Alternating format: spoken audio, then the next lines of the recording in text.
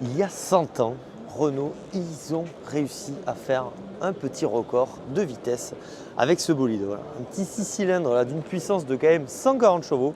La voiture fait tout de même 2 tonnes. On ne savait pas trop faire du métal vraiment léger.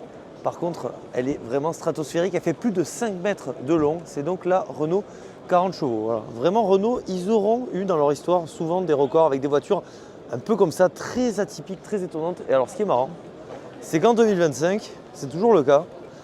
Pour l'instant, elle n'a pas encore établi de record, mais en tout cas, la volonté de faire de nouveau quelque chose de très cool avec des voitures qui n'ont aucun sens d'un point de vue design. En fait, si, ça a totalement du sens. La voiture, elle est complètement profilée, elle fait plus de 5 mètres de long. Niveau hauteur, c'est 1,19 m. Et ce qui est très marrant, entre guillemets, c'est que la voiture, elle va perdre 1 tonne par rapport à la version d'avant. Vous voyez, elle est là-bas. De base, je pensais qu'elle était bleue. En réalité, elle est une espèce de bleu qui devient violet avec la lumière. On va en faire le tour. Donc le but vraiment, c'est de tout exploser avec ce véhicule, la filante, record 2025. Regardez-moi cet aérodynamisme. En fait, ce qui est fou, c'est que Renault, à chaque fois, on les attend plus parce qu'ils font que nous sortir des voitures vraiment réussies en ce moment.